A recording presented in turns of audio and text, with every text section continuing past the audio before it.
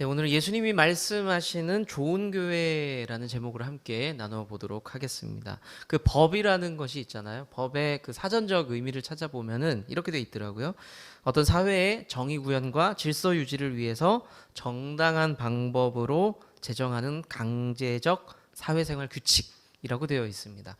그러니까 보니까 이게 법이구나 알 수 있을 만한 얘기들이죠. 근데 이 정의를 보면요. 법의 특징 중에 하나가 뭐냐면 강제성이에요. 강제성. 그러다 보니까 법이 어떻게 느껴지냐면 좀 엄격하고 조금 딱딱하고 무섭고 그렇게 느껴집니다. 그런데 법이 굳이 그렇게 엄격하고 무섭고 그런 이미지를 주는 이유가 있어요. 목적이 있죠. 그게 뭐냐면 사회 정의를 위해서 그리고 질서 유지를 위해서 그런 부분이 필요하다라고 합니다. 결국에는 이 법이라는 것이 그 사회 정의는 왜 지키는 거예요, 도대체? 사람들을, 약자들을, 피해 입는 사람들을 지켜주기 위해서 사실은 법이 존재하고 있는 거죠. 그런데 법이라는 것이요, 그 원래 가지고 있는 목적, 의미들을 잃어버리고, 그러니까 사람을 귀하게 여기고 사람을 지켜내는 그 목적을 잃어버릴 때가 있습니다. 그러면 어떻게 되겠습니까? 법은 잘 지켜지겠죠.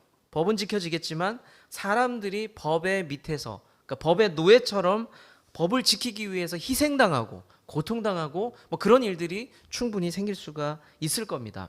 그러니까 대표적으로 뭐 다른 나라도 마찬가지고 우리나라도 역사적으로 독재 정권이 들어섰을 때 법이 사람을 위해 있다기보다는 정권 유지를 위해서 만들어지죠. 그랬던 시절이 우리나라도 있었습니다. 그랬을 때에 법이라는 것이 국민과 시민을 위한 것이 아니라 정권 유지를 위해 존재하게 됩니다. 법이 주인 행세를 하는 거죠. 사람을 위해 존재하는 것이 아니라. 그러면 사람들은 어떻게 될까요? 고통당하고 눈치를 보게 되고 억눌린 사람들이 생기기 마련입니다. 예수님 시대의 율법이 그랬다는 거예요. 율법이. 하나님께서 여러 가지 율법들을 만들고 그리고 그 당시에 사람들이 그 법들을 지켜 나갔습니다.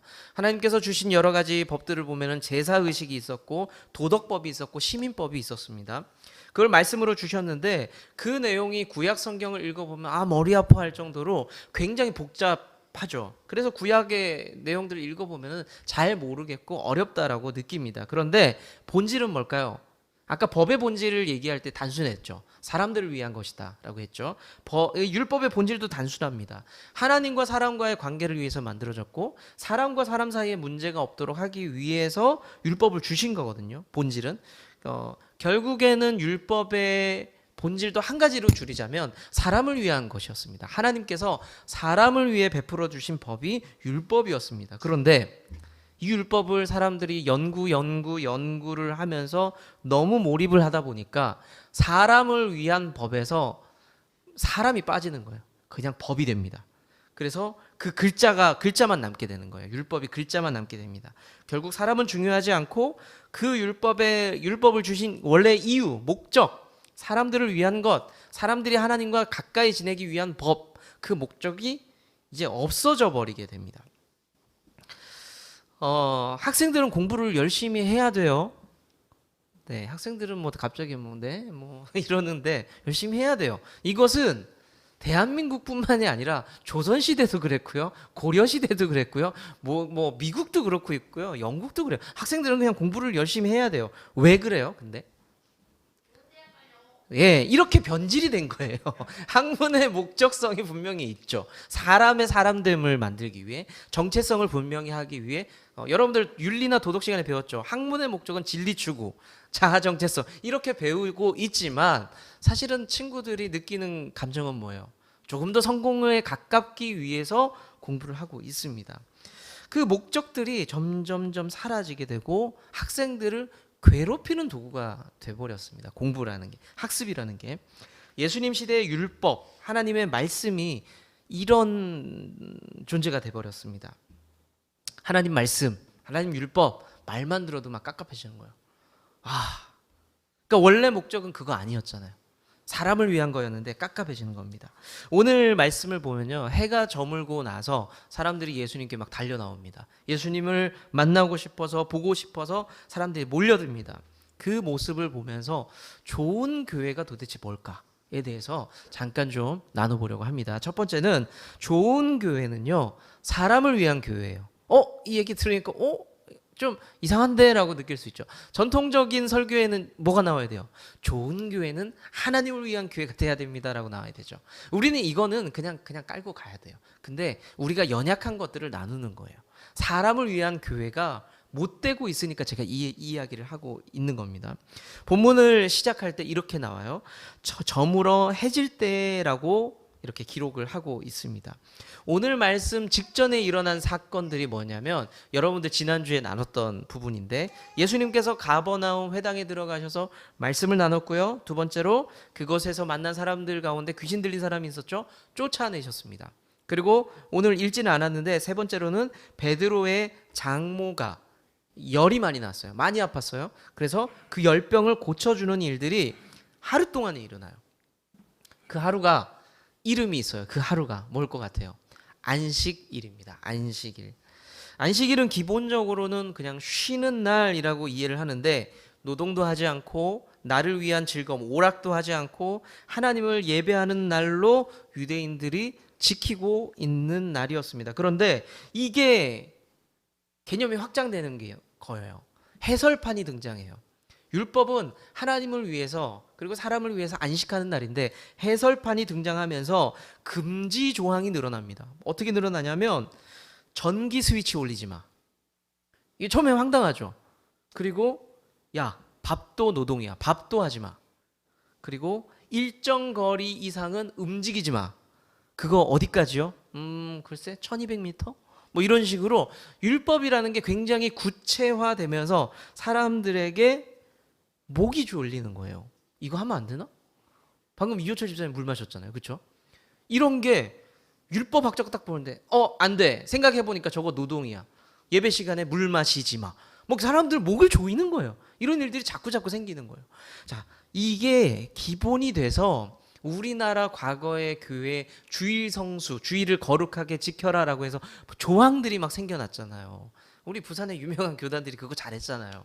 예, 모 교단들이. 자, 이게 뭐였어요, 그 당시에? 옛날에 주일날 슈퍼마켓 가지 마. 주일날 청년들 예배 끝나고 볼링장 가지 마. 주일날 끝나고 어디 식당 가서 뭐 사 먹지 마. 이게 다 그렇게 생긴 거예요. 자, 그런 율법과 같은 것들이 계속해서 흘러나왔어요. 그러니까 무슨 문제가 생겼냐면 사람들이 제가 아까 이호철 집사님 물 마신 걸로 뭐라 그랬잖아요. 이제 목말랐는데 물도 못 마셔. 가만히 있어야 돼. 힘들어. 그리고 아파도 병원을 못 가요. 병원 가면 안 되니까. 그리고 배가 고픈데 밥을 하면 안 돼요. 그 전날에 밥을 했어야 됐어. 근데 깜빡했어. 밥을 못 했어요. 근데 밥을 하면 안 된대요. 그러면 뭐 사다 먹으면 되죠. 돈 주고 뭐 사 먹으면 안 된대요. 이런 법들이 자꾸 사람들을 괴롭게 하고 힘겹게 하고 목을 조이는 거예요. 신앙생활이라는 것이. 자, 안식일은 하나님께서 누구를 위해서 만들어둔 시간이다? 사람을 위해서 만들어둔 시간입니다. 그런데 오히려 사람들을 괴롭히는 이상한 날이 돼버린 겁니다. 여하튼 이 말씀이 시작될 때 이렇게 시작된다 그랬죠. 해질 때에라는 표현으로 시작합니다. 자, 유대인들은요, 해가 진다라는 표현이 무슨 말이냐면 하루가 시작된다라는 뜻이에요. 그 말은 뭐가 끝났다? 안식일 끝났다는 거예요. 안식일이 끝났다. 얼마나 기분이 좋아요. 안식일이 끝났대요. 그래서 그 지역 사람들이 이제는 꽁꽁 묶여 있다가 예수님의 소문을 듣고 몰려들기 시작을 한 겁니다. 야, 예수님 얘기 들어봤어? 말씀을 그렇게 잘하시는데 예수님 얘기 들어봤어? 귀신이 쫓겨났대. 나는 들어봤는데 그 베드로 집에서 사람을 고쳤다는데 소문이 나는데 사람들이 빨리 달려가고 싶었어요. 근데 못 갔어요. 왜? 그날은 무슨 날이기 때문에? 승민아? 안식일이기 때문이에요. 안식일이기 때문에. 얼마나 갑갑했어요. 예수님 보고 싶은데 갈 수가 없는 거죠. 이제 해가 졌으니까 사람들이 편안한 마음으로, 안식일 아니니까, 자, 예수님이 계시다는 소문들은 그 집을 향해서 모여든 겁니다. 성경은 뭐라고 얘기하냐면 온 동네 사람들이 모였다고 그랬어요. 얼마나 많은 사람들이 예수님 보고 싶었는데 참았던 거예요. 안식일이기 때문에. 우리가 이것을 보면서 뭐를 알 수 있냐면 많은 사람들이 여러 가지 질병을 갖고 있어요. 몸의 아픔, 질병도 있고 우리가 영적인 고통들도 있고 마음의 병들도 있어요. 그런데 안식일이라는 그 장벽 때문에 고통을 참고 있었다라는 것을 알 수 있죠. 그거 해결해야 되는데, 예수님 만나면 되는데 못 간 거예요. 왜? 사람들이 만들어 놓은 그 법 때문에. 자, 그러면 21세기를 살아가는 이 시대는 어때요? 좀 나을까요? 율법 없으니까, 유대인 율법 우리 안 지키니까 좀 나을까요? 옛날만큼 교회가 힘들게 안 하니까 좀 괜찮을까요?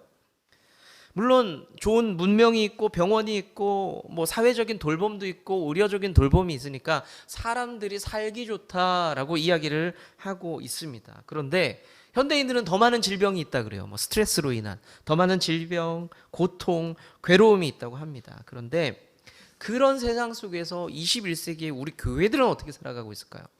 그 당시에 율법이 가득했던 그 회당 사람들, 율법주의자들이 있었던 그 시대와 지금 교회는 뭐가 좀 다르냐는 거예요. 교회들이 어쩌면 여전히 수많은 울타리들을 만들고 담장을 만들고 그것을 넘어서 더 높은 성벽을 쌓아가지고 사람들이 예수님을 만나기 참 어렵게 하는 것은 아닐까라는 생각이 좀 들 때가 있었습니다. 이 시대의 교회, 아니 뭐 대단한 말 말고, 이 시대의 교회 하면 대단한 말이니까 그거 말고 저와 여러분들만 생각해 보자고요. 우리 교회라는 곳에서 가난한 사람보다는 좀 번듯한 사람 오기를 원하잖아요. 그렇죠? 어떤 노동자보다는 우리는 뭐 학교 선생님, 변호사, 의사가 있으면 좋겠다라는 생각들을 표현하지 않지만 사실은 많이들 하면서 살아가고 있습니다. 외모, 문화, 여러 가지 인종이나 배경, 이곳에 만약에 외국인이 왔어요. 근데 외국인이, 여러분들 우리끼리니까 얘기해 보자고요. 뭐 흑인이 왔어요. 얼굴 하얀 사람 말고 흑인이 왔어요. 우리는 여전히 불편해해요. 그런 부분에 대해서.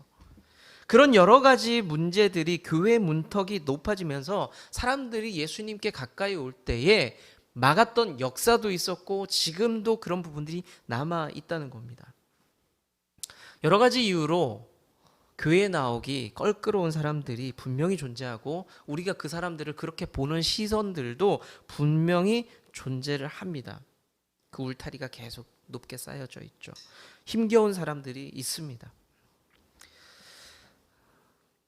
사실 이 이야기를 이렇게 쓰면서 여러분들에게 하는 얘기 같지만 사실 저를 향한 이야기라 좀 부끄러운 거예요. 부끄러운 거. 내 마음 가운데 혹시 그런 기준들이 있고 판단하는 생각들이 있지는 않을까라는 부끄러움이 있었다는 거죠. 자, 안식일이 논쟁이 됐어요. 막 시끄러워요. 늘 사람들이 괴로워합니다. 그리고 그러고 나니까 예수님께서 이 부분을 좀 정리하시는데 예수님께서 2장 27절에 이런 선언을 해버립니다. 같이 한번 읽어보면 좋겠어요. 시작.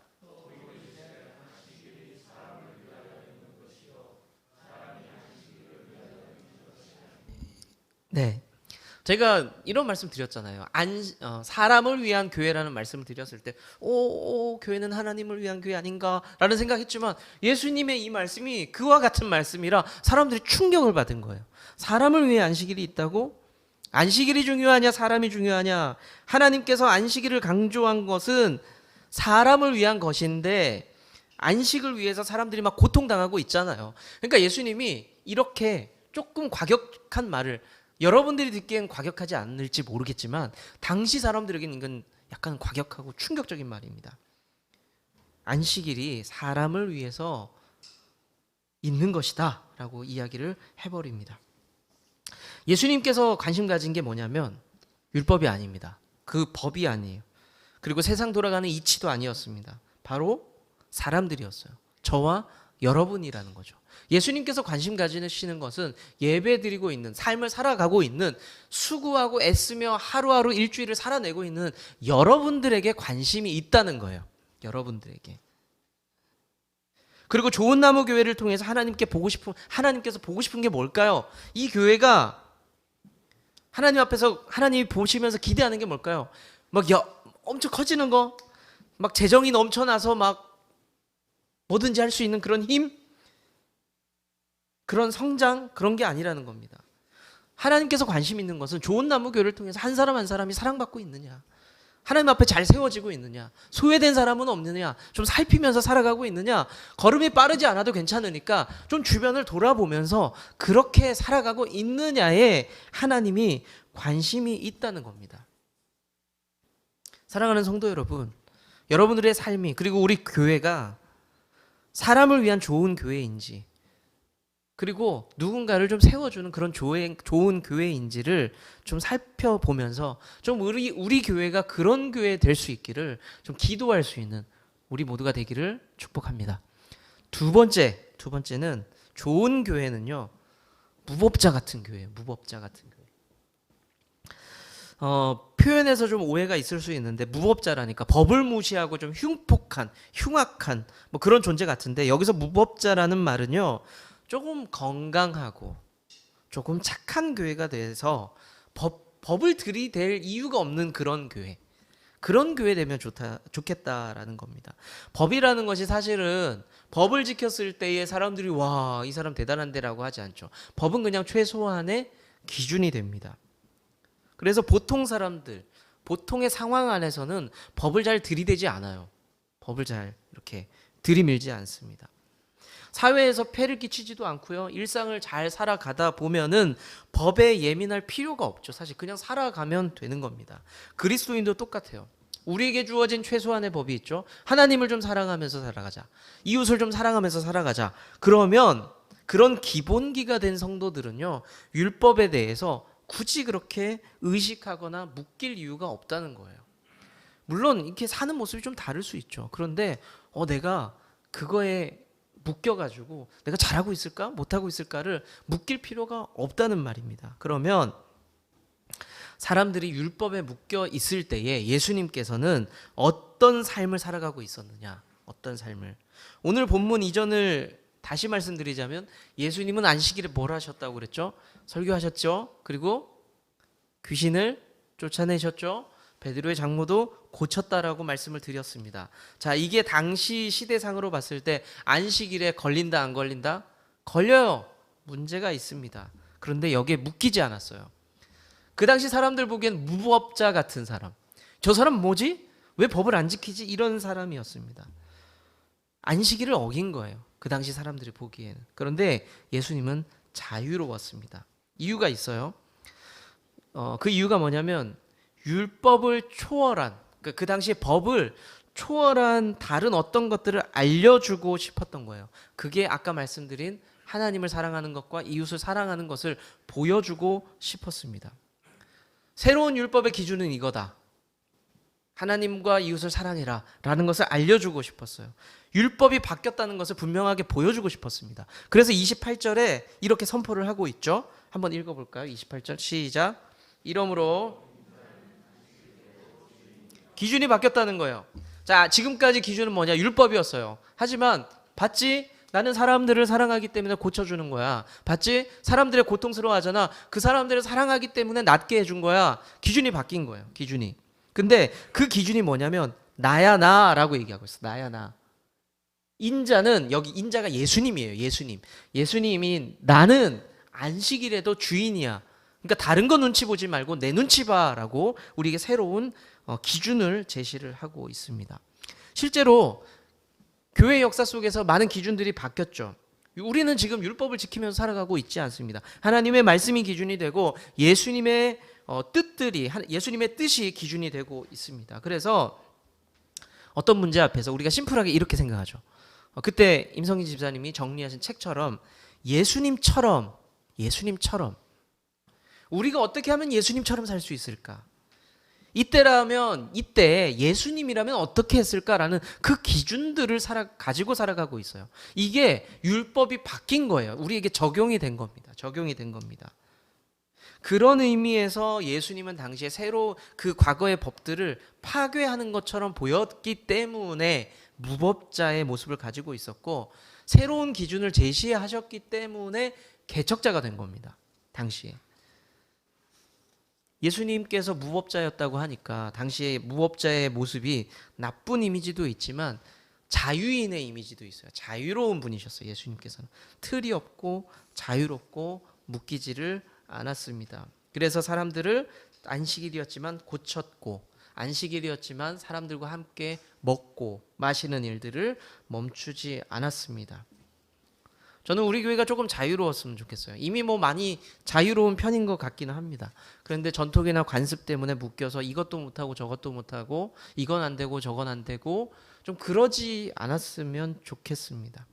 그냥 하나님을 사랑하는 마음이 있다면, 그리고 사람을 사랑하는 마음이 있다면 좀 뭐든 해볼 수 있는 교회, 뭐든 도전할 수 있는 교회, 그런 교회가 되면 좋겠습니다.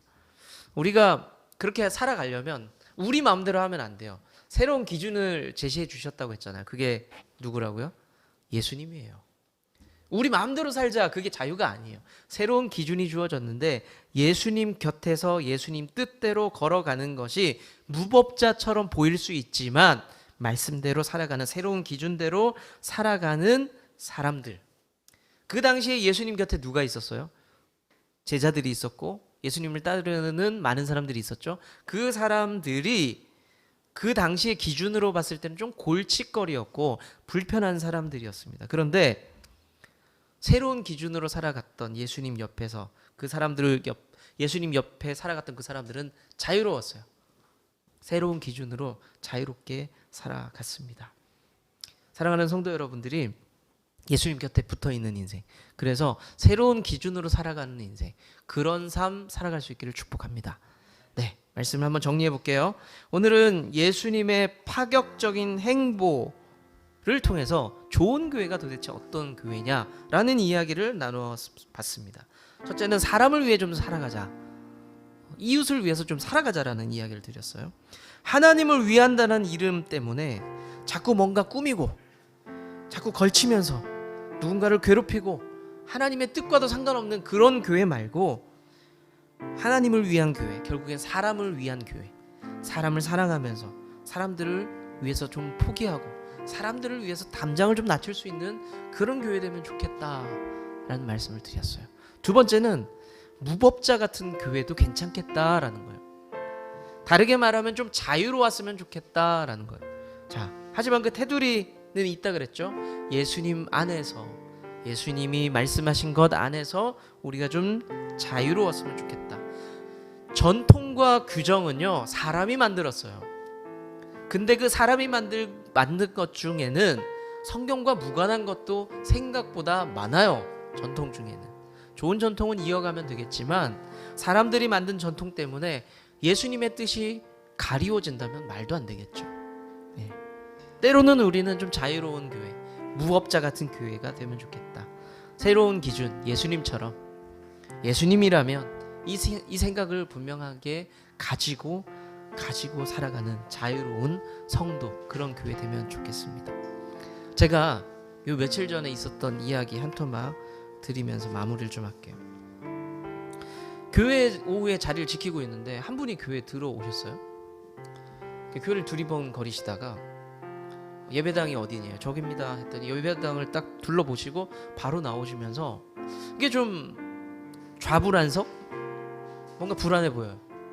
두리번 계속. 그래서 무슨 일이시냐라고 했더니 저한테 목사님 계시냐, 그래서 제가 목사다라고 말씀을 드렸더니 사연이 좀 황당했어요. 자기가 예전에, 그러니까 좀 정신적으로 불안해 보였어요. 애견 관련 일을 했었다.